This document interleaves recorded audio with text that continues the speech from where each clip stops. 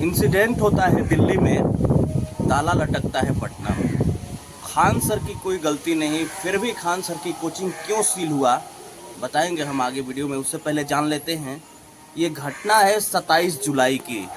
आपको बता दें कि 27 जुलाई को राजधानी दिल्ली में ज़बरदस्त बारिश हुई, जिसके वजह से दिल्ली में अगर बारिश होती है तो सड़क पे भी पानी बढ़ जाता है और सड़क पे भी पानी का जल जमाव होता है वो लग जाता है बहुत ज़्यादा। लेकिन ओल्ड राजेंद्र नगर में एक कोचिंग है, राउत IAS कोचिंग, जिसके बेसमेंट में पढ़ाई होती थी और बेसमेंट में उस वक्त बच्चे पढ़ रहे थे। लेकिन पानी इतनी ज़बरदस्त थी वहाँ पर, चारों तरफ की पानी उस बेसमेंट में आने लगी। पानी बहाव का कोई रास्ता प्रॉपर नहीं निकाला गया था उस कोचिंग सेंटर में और 3 मिनट के अंदर तकरीबन 12 फीट पानी भर गया, जिसके वजह से 3 स्टूडेंटों को जान चली गई। और उसमें 3 जो छात्र छात्राएं थे, उसमें जो मकबूत श्रिया यादव, इसके अलावा तानिया सोनी और इवेंट डालमिन, ये 3 छात्राओं की मौत हो गई बेसमेंट में पानी भरने के बाद। उसके बाद दिल्ली के जितने विद्यार्थी थे, स्टूडेंट थे, सभी लोग प्रदर्शन करने लगे और दिल्ली के व्यवस्था के लिए मांग करने लगे कि दिल्ली में व्यवस्था हो, हम लोग के लिए अच्छी व्यवस्था हो, पढ़ाई लिखाई की, जैसे कोचिंग हो गया, हर चीज़ का। राज्यपाल भी आते हैं, बच्चों से बातचीत करते हैं, इस पे जांच बैठा दी जाती है, राज्यपाल के आदेशानुसार जांच बैठा दी जाती है। और यूट्यूब सोशल मीडिया पर सबसे ज़्यादा फेमस 3 चेहरे हैं।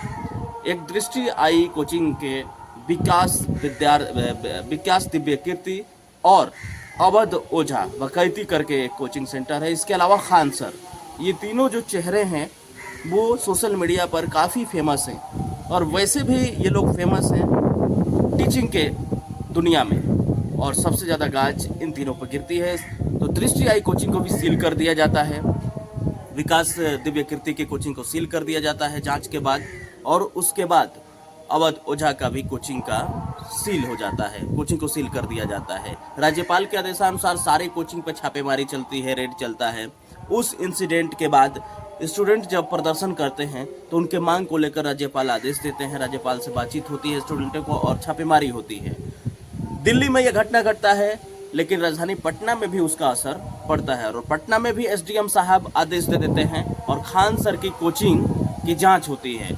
जांच में ये पाया जाता है कि वहाँ पे भी जो व्यवस्था है वो लचर व्यवस्था है, बेसमेंट में ही पढ़ाई होती है, काफ़ी क्राउड है स्टूडेंटों का और कोई व्यवस्था नहीं है। उस कोचिंग को फिर सील कर दिया जाता है। उस कोचिंग को क्यों सील कर दिया जाता है ये भी हम आपको बताएंगे, लेकिन उससे पहले आपको बता दें कि कोचिंग जो है ओल्ड राजेंद्र नगर में, उस कोचिंग की बात करें तो बेसमेंट में पढ़ाई होती थी और उसी बेसमेंट में पानी निकासी का कोई मतलब ढंग से रास्ता नहीं था और MCD की लापरवाही साफ देखी वहाँ पर। इसी के कारण वहाँ पर पानी जो है चारों तरफ से आने लगा, वो रास्ता थी पानी का और बेसमेंट में जगह बनाया और 3 मिनट के अंदर वो पानी भर गई। अब खान सर की कोचिंग की बात करें पटना के, तो खान सर के कोचिंग सील होने के पीछे का वजह ये रहा कि उसमें मानक देखा जाता है कोचिंग में कि जो कोचिंग रेगुलेशन एक्ट होता है उसके तहत ये जांच होती है। कोचिंग रेगुलेशन एक्ट में जो खान सर है वो फेल हुए और कोचिंग रेगुलेशन एक्ट के द्वारा जो मानक होता है कोचिंग का उसमें वो सफल नहीं हो पाए। अब कोचिंग रेगुलेशन एक्ट क्या होता है हम आपको बताते हैं। कोचिंग रेगुलेशन एक्ट के तहत आपकी बिल्डिंग कैसी है, पढ़ने की व्यवस्था कैसा है, ड्रेनेज सिस्टम कैसा है, फायर जो आग लग रही होती है उसका प्रिवेंशन कैसा है, इसके अलावा बच्चों को बैठने के लिए व्यवस्था क्या है। आजकल कोचिंग में कोचिंग रेगुलेशन के एक्ट के तहत 1 वर्ग के दूरी पर बच्चों के बैठने की जो है वो नियम है, लेकिन आजकल आप देखते होंगे कोचिंग में हज़ारों बच्चे पढ़ते हैं जिसमें ठूस ठूस कर बैठाया जाता है और 2 इंच का भी गैप नहीं रहता है और ये दिखाते हैं कि हमारे कोचिंग में इतना है, सोशल मीडिया पर हमारे कोचिंग में इतने बच्चे पढ़ते हैं। तो कोचिंग रेगुलेशन एक्ट के माध्यम से उस कोचिंग को सील किया गया, जिसमें पाया गया कि बिल्डिंग जर्जर है, नहीं कोई व्यवस्था है, बेसमेंट में पढ़ाई होती है और इसी वजह से खान सर की कोचिंग को सील किया गया। कोचिंग रेगुलेशन एक्ट को फॉलो नहीं कर पाने के वजह से खान सर की कोचिंग को सील किया गया। लेकिन सबसे बड़ी बात यह है कि SDM साहब आते हैं, खान सर की कोचिंग का जांच करते हैं और सील करते हैं। सबसे बड़ा सवाल है, सील तो कर दिया जाता है लेकिन ये जांच इस घटना से पहले क्यों नहीं होती है, ये सबसे बड़ा सवाल है। अगर इस घटना से पहले ये सारी जांचें होती, उस समय एसडीएम साहब कहाँ थे, उस समय प्रशासन कहाँ था, उस समय ये तैयारियां क्यों नहीं हुई, कोचिंग रेगुलेशन एक्ट के माध्यम से हर कोचिंग का जांच क्यों नहीं होता था, जर्जर बिल्डिंग है इसका भी जांच क्यों नहीं होता था। तो ये सरकार और प्रशासन की लापरवाही है। प्रशासन की बात करें तो हाई कोर्ट भी यही बात कहा है। हाई कोर्ट का मानना है कि अब तक एमसीडी पे कार्रवाई हुई कि नहीं हुई, ये हाई कोर्ट का आदेश है, दिल्ली हाई कोर्ट का आदेश है कि इस पर एमसीडी की कार्रवाई हुई कि नहीं, अभी एमसीडी के किसी कर्मचारी पे कार्रवाई हुई कि नहीं।